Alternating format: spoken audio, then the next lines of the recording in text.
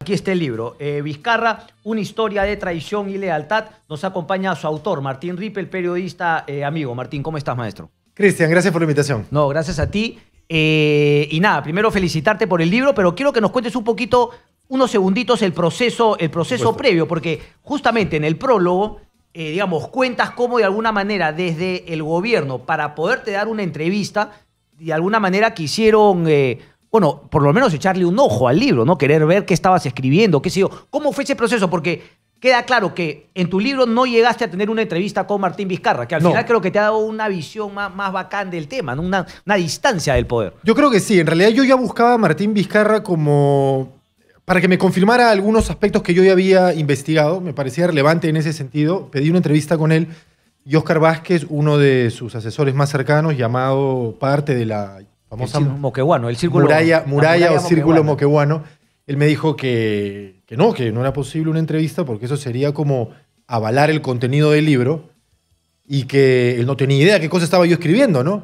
Entonces, ante esa respuesta, yo decidí no insistir porque no me pareció propio, porque sentí que, para empezar, nuestra labor como periodista es tener distancia del poder, más aún si el que lleva el poder es popular, porque Martín Vizcarra, no lo vamos a negar, es el presidente peruano más popular del siglo XXI, ¿no? ¿Cuándo buscaste más o menos esa entrevista? ¿Cuándo terminas de escribir el libro?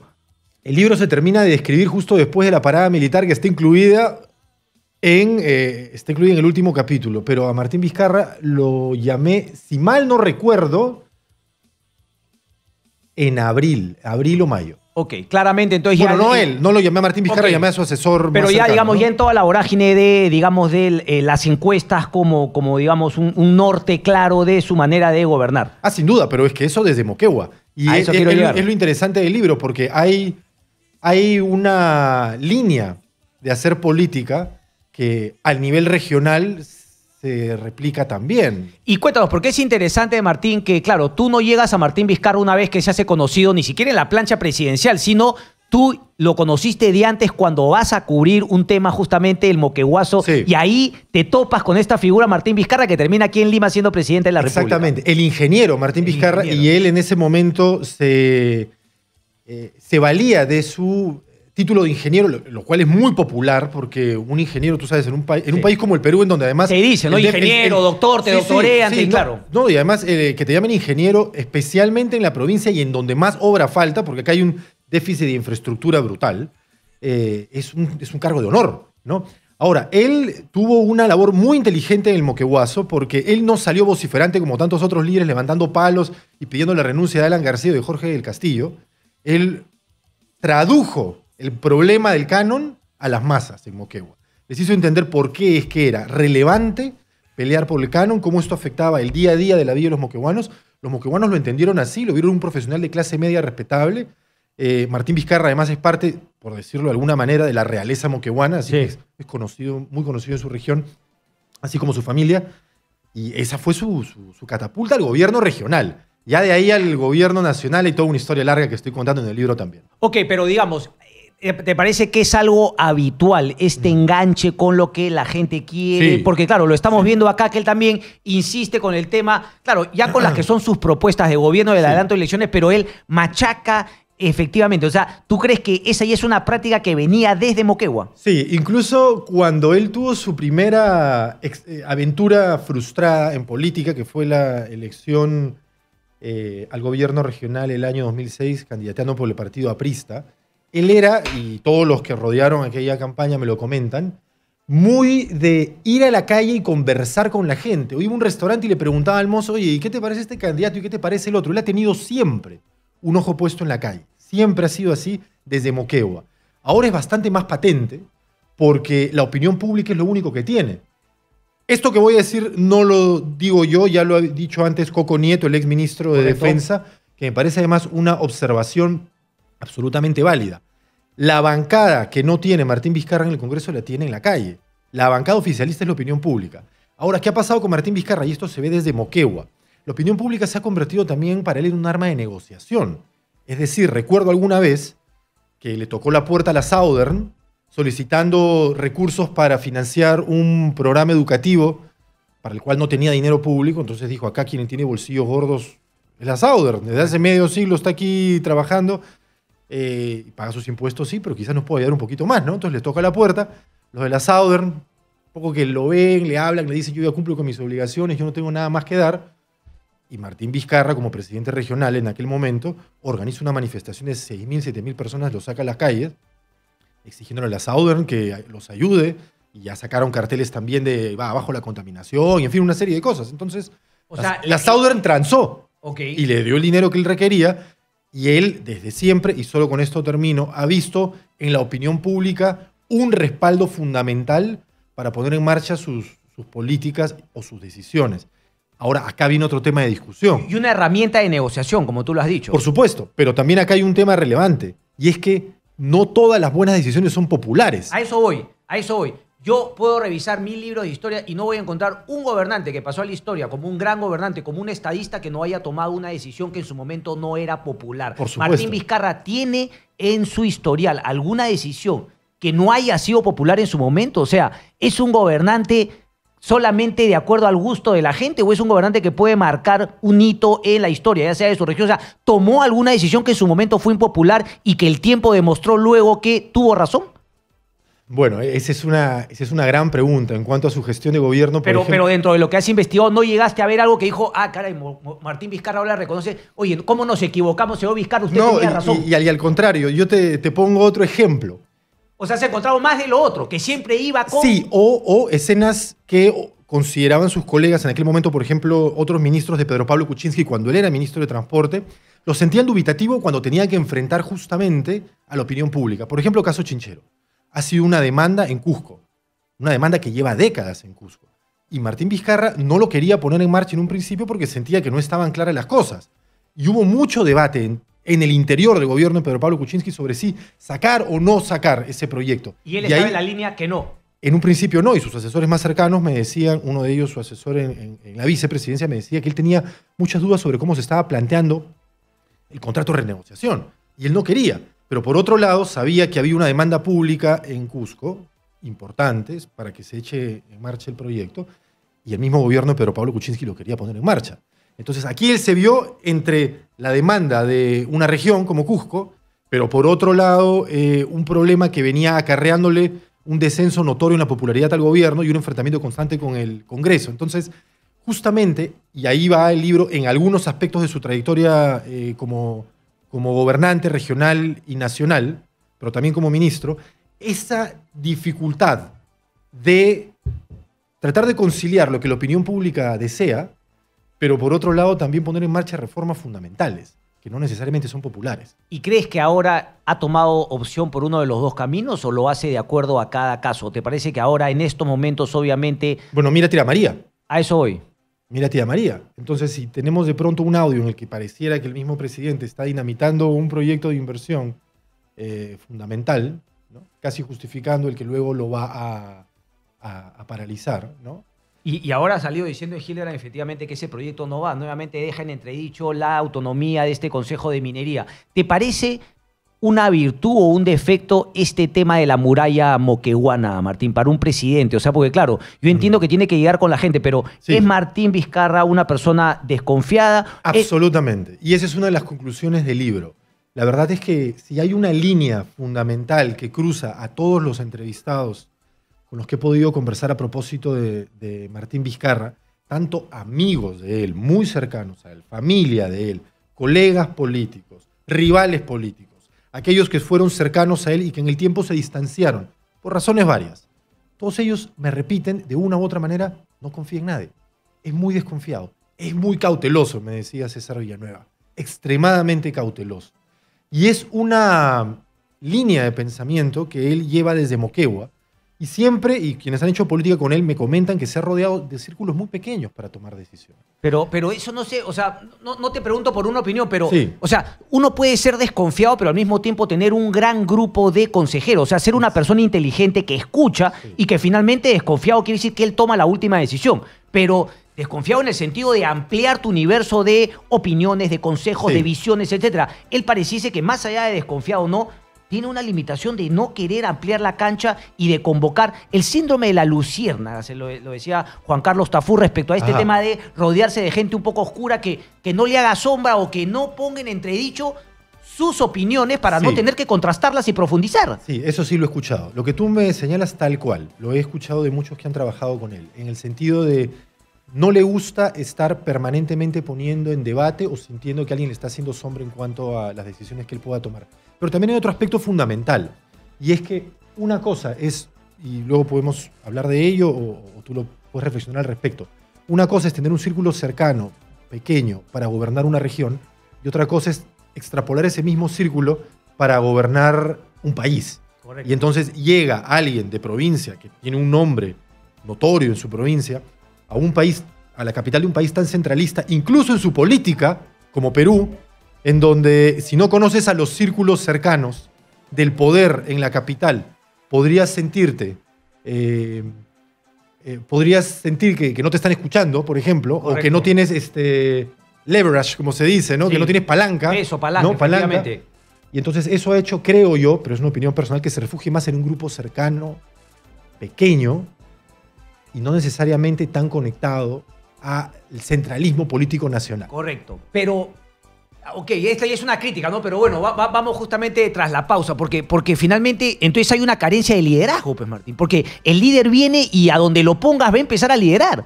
O sea, no necesariamente que porque eres presidente llegas a la élite limeña, eres presidente de la República. Exacto. O sea, tienes que ejercer justamente el poder que te confiere la Constitución. Pero bueno, vamos a la pausa y después también vamos a comentar sobre esa desconfianza, cómo jugó un papel también importante en cómo llegó a la presidencia Martín Vizcarra en toda esta situación con Mercedes Arauz y la renuncia de Pedro Pablo Kuczynski. Pausa y venimos.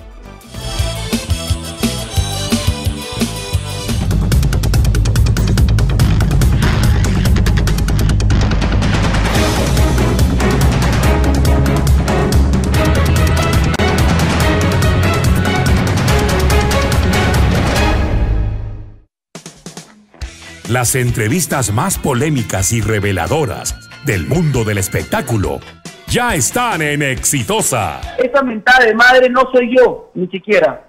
Ni siquiera soy yo, me han puesto mi nombre. Pero es ella la que te dice, cállate, habla bien. Yo llego y Angie me dice, Nicole, le digo, no te estoy hablando a ti. Por eso que yo sigo hablando y el amigo de Angie como que dice, ¡pum! ¡Por tu madre! Él me dice a mí.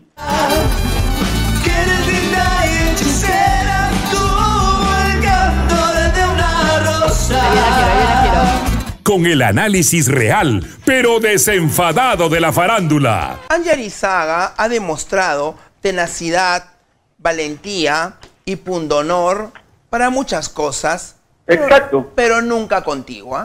Agárrense, porque de lunes a viernes a las 7 de la noche, #YoCarlos por Exitosa.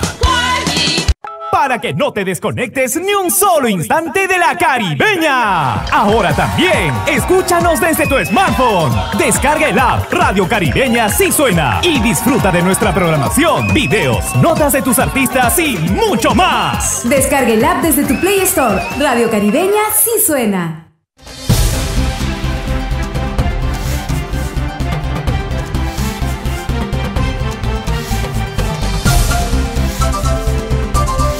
En Lima, 95.5. Exitosa, te informa con la verdad.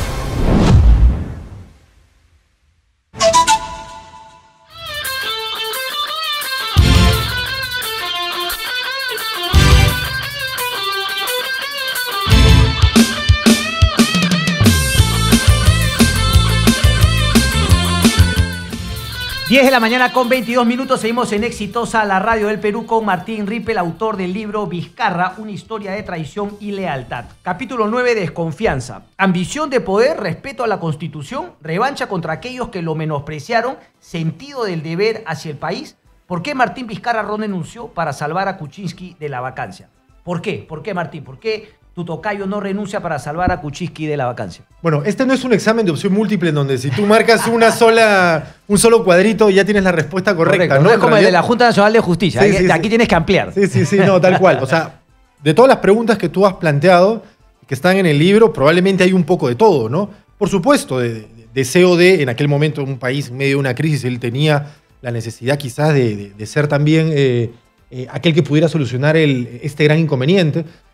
Ambición de poder natural en un político, por supuesto que la hay, pero hay un asunto que me parece fundamental y que tiene nombre y apellido. Pero tú tocas la ambición de poder cuando, ¿no? En el otro libro que comentamos también Sí. que se escribió, el tema del poder termina siendo, ¿no?, una visión un poquito benévola de que en verdad no tiene una ambición de poder. Eso es difícil de creer, o sea... Yo no lo creo en general en ningún político, porque la verdad, ya estando en política implica que tú tienes una ambición de poder. Correcto. Mayor o menor. Correcto. Ahora, en el caso de Martín Vizcarra, él, el 2016, en un principio trató de lanzarse a la presidencia de la República. Él. Luego se dio cuenta que él no tenía la estructura partidaria, no tenía los recursos, y entonces él buscó ser parte de una plancha, como lo buscaron a él también. Pero Correcto, también lo cuentas, varios. Ha habido intereses de ambos Sí. lados. Entonces ya eso implica un deseo de ascender en la escalera del poder del regional al nacional. Eso sin duda. Ahora, ¿por qué? Es una de las razones por las cuales él toma la decisión, en este caso, de no renunciar cuando Pedro Pablo Kuczynski se lo solicitó. Ok, pero antes Sí. justamente de llegar a Ahora, eso, porque tú también planteas sí. una pregunta, revancha contra aquellos que lo menospreciaron. Hubo también algo de eso que seguramente es digamos, Sí. el prólogo para llegar a las decisiones que se tomaron. ¿Él sentía que lo menospreciaron? Sí, hubo momentos en los que, y aquí habría que esto sería especular si se hizo a propósito o no, pero la verdad es que todos sabemos, lo hemos visto en sus apariciones públicas, Pedro Pablo Kuczynski es alguien que piensa en inglés y habla en castellano. No, la frase esa que Sí. tú recoges, esa que le Sí. dijo a Verónica Mendoza, es una bestialidad, porque Sí, efectivamente exacto. no es un anglicismo que, claro, que no sonaría tan mal, ¿no? Eso de la vida de un perro, ¿no? Sí, es O exactamente. la perra vida. Que no ha hecho nada en su perra vida. Bueno, que suena horrible, brutal Horrible. en español, pero en inglés, si lo traduces, Tal cual. digamos, no, es feo igual, pero no es así tan duro. Pero bueno, él a veces no solamente pensaba en inglés, sino que hablaba también en inglés con su círculo cercano. Y ahí está Martín Vizcarra, que no domina el inglés. Que, por cierto, entre paréntesis, una de las razones por las cuales se escogió Canadá fue para prepararse y aprender inglés. Ahí estamos viendo a alguien que es ambicioso. que es ambicioso pues, y que tiene una Dice, visión. aquí estoy débil, aquí me tengo que fortalecer. Exactamente. No, y es plausible y además es algo que hay que reconocer. Porque Correcto, es válido, es legítimo, válido. está bueno. Pero bueno, él sintió que en algún momento no pertenecía a ese primer círculo de poder, que incluso se sentía marginado porque hablaban entre ellos en inglés y tomaban decisiones o abordaban temas que concernían a su sector, en aquel momento el Ministerio de Transportes, y él no podía entrar a tallar a opinar porque no estaba muy enterado de lo que estaban hablando. Ahí hubo un fastidio que yo podría incluso ya irónicamente usar un anglicismo para definirlo, él se sentía en offside. Ok. ¿No? Ok. Se sentía en offside. Entonces, la verdad es que eso quizás también pudo haber jugado un papel. Y habrá que preguntarse esto, ¿no? Uno se pregunta, y yo lo hago en el mismo titular, ¿hubo traición o no hubo traición? ¿Hubo deslealtad o no hubo deslealtad? Con Pedro Pablo Kuczynski, por Sí. ejemplo, yo considero, y el libro lo sustenta, que sí, con Pedro Pablo Kuczynski, ¿no? Porque ya desde el momento en el que tú te reúnes a espaldas de alguien a quien se supone le debes lealtad para evaluar, hablar, conversar sobre la posibilidad de una vacancia, yo creo que ahí por lo menos hay una deslealtad. Pausa ahí. Dime. ¿Has encontrado en su pasado algún acto similar de deslealtad para con otras personas? Porque lo recoges en el libro también. Sí, por ejemplo, cuando se lanzó por el partido aprista el año 2006... La gente del APRA la gente- no queda muy contenta No. con la manera. No, la gente del APRA no queda contenta con él porque a él lo invitaron, él no ha estado afiliado al partido aprista, más su padre sí ha sido un histórico militante aprista moqueguano. Correcto. Entonces, por ello, lo vieron a él con perfil, dijeron es cercano al partido, no es militante, pero por su padre, lo invitaron. Y el partido siente, esta es una visión que por un lado el partido siente que Martín Vizcarra los traicionó, Ok. y por otro lado el círculo cercano a Martín Vizcarra piensa que el APRA se abrió de la campaña y lo abandonó a pocas semanas de las Ok, elecciones. ok. Pero Pero ya se escuchaba en ese momento algo que luego se escuchó más adelante, que le faltó lealtad en aquel instante con aquellos que lo acogieron para candidatear. Después hay otro movimiento regional que era, creo que de un amigo del padre que también Sí. lo acoge y que también siente que Martín Vizcarra no fue del todo leal. O sea, no vamos a entrar al tema de que si es un traidor, un desleal, pero queda claro que ese tema de que no le gusta el poder es un mito porque una persona con poder, normalmente en un camino de un político... Sí. Es inevitable tener algunas personas que sienten deslealtad o no, pero Sí. queda claro que el señor Vizcarra sí tiene este gusto por el poder y en el camino pueden haber personas que se hayan sentido traicionadas. Sí, exactamente. Yo Ok. solo quiero cerrar, y me permites la idea a Por propósito favor. de Pedro Pablo Kuczynski, porque si bien probablemente no tenía esa lealtad que Pedro Pablo Kuczynski exigía hacia él, también es posible poner a debate a quién le debía su lealtad a Martín Vizcarra. Porque él no lo invitaron a la plancha presidencial para ser amigo de Pedro Pablo Kuczynski. Correcto. Entonces él pudo haber dicho, mira, está bien, yo de pronto no renuncio en apoyo a Pedro Pablo Kuczynski, pero no renuncio en función a, él lo dice, la Constitución, que también es debatible, porque si renunciaba, eso también es constitucional. Es decir, no le falla a la Constitución por renunciar o no renunciar. Exactamente, ¿no? exactamente. Entonces, claro, ahora, pero él lo que no dijo, y eso sí yo lo menciono en el libro, es, por ejemplo, yo no renuncio en función al país, porque el país requiere un liderazgo firme que en este momento no tenemos. Digamos, si lo hubiera puesto así de claro, tal vez no habría dudas sobre las motivaciones que tuvo en aquel momento para no renunciar y asumir la presidencia de la República. Pero como todo quedó en un limbo de grises, sí, se prestó a la especulación. ¿Cómo fue la situación con Mercedes Arauz? Porque en un momento justamente piden este tema de la renuncia. ¿En algún momento pensó en también renunciar? O porque fuese finalmente esa fotografía en la cual él no sale, cuando renuncia a PPK no está Martín Vizcarra. Es el gran ausente, ¿no? Entonces, ¿cuál era la relación y cómo eso se manifiesta ahora entre el distanciamiento de Mercedes Arauz y Martín Vizcarra? La relación entre Martín Vizcarra y Mercedes Arauz es fundamental y es muy interesante. ¿Por qué? Porque cuando ellos son convocados a la campaña presidencial, y si me permites en un minuto más o menos te armo toda la escena, ambos se sentían huérfanos. Es decir, Mercedes Arauz entró un poco entre los amigos políticos banqueros de Pedro Pablo Kuczynski y la dirigencia del partido Peruanos por el Cambio, que la verdad es que no la cogieron. Correcto. ¿No? Entonces, ella se sentía huérfana en la agrupación y así... Porque incluso cuentas que a ella le invita a PPK. O sea, PPK sorprende a todo el resto de los, ¿cómo se llama? De los miembros del partido. Ah, sí, claro, eso es muy interesante porque, por supuesto, para los miembros del partido, PPK ya representaba a los banqueros, a los empresarios. Y como las planchas presidenciales en nuestro país, que no tiene pues trayectoria de partidos políticos con una estructura interna lo suficientemente fuerte como para que haya una elección de candidatos a la primera, segunda vicepresidencia. Entonces, aquí pues las planchas se arman como un casting de serie. Correcto. Es decir, este puede ser interesante para este sector socioeconómico, otro candidato para la provincia, es otro. Entonces, así tal cual. Cuando eligen a Mercedes Arauz, y me lo ha dicho gente del partido Peruanos por el Cambio, pensaban pues que Pedro Pablo Kuczynski estaba gastando una bala, porque Pedro Pablo ya representaba al empresario, a los banqueros, a un... Habían dos iguales. Habían dos iguales. Pero bueno, Mercedes Arauz llega con un sector que le tiene distancia.